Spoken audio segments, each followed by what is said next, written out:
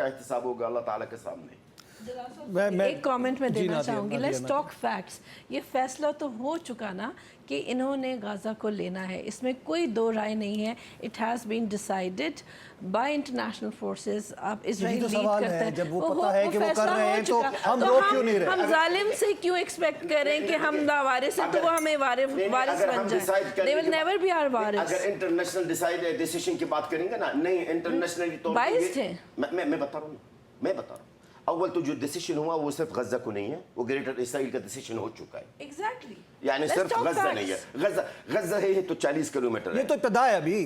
वो इब्तिदा, very good. देखिए ना, गजा तो है 40 किलोमीटर है और हम मर जाएंगे मिट जाएंगे हम जो गजा, और मैं गजा के अवाम की बात करूंगा। यह मोहतरमा वो डिसीजन है ग्रेटर इसराइल बनाने के। अब ग्रेट मुस्लिमों को जागना चाहिए, समझना चाहिए कि हो क्या रहा है। गजा से टारगेट नहीं है। जी बिल्कुल, हम जालिम से हेल्प नहीं मांग सकते because they are the one who is creating everything.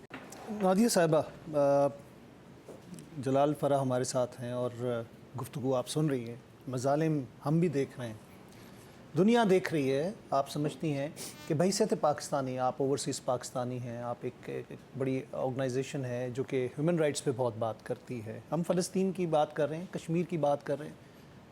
इस वक्त पूरी दुनिया जो है वो खामोश तमाशाई क्यों बनी हुई है? फ़लस्तीन के अंदर जिस तरह कत्लेआम है उसके ऊपर एक आवाज़ नहीं उठ रही। ये किसी हैरत से कम नहीं है कि जहाँ दुनिया ह्यूमन राइट्स के लिए जानवरों तक का ख्याल करती है और वहाँ इतने मैसिव लेवल के ऊपर इमेंस ह्यूमन राइट्स वायलेशंस हो रहे हैं and everyone is quite about it. As an overseas Pakistan, I am based in London और वहाँ पे हमारी रिप्रेजेंटेशन है हाउसेस ऑफ पार्लियामेंट में और यूरोपियन पार्लियामेंट में भी। जो पैलेस्टाइन के एम्बेसडर इन लंदन है हुज़ैम ज़ोलमन, सो उनके काफ़ी इवेंट्स होते हैं वहाँ पे, ब्रिटिश पार्लियामेंटेरियंस को बुलाया जाता है। वो एक जो प्लेटफॉर्म है ना उसको वो करते हैं, इवेंट्स को अवेयरनेस वीडियोस दिखाई जाती हैं। मतलब उन्होंने अपने तरीके से जिस तरह से भी वो डिस्प्ले कर सकते थे and he is doing a phenomenal job to be very. I have attended all these events जितना हम सपोर्ट कर सकते हैं।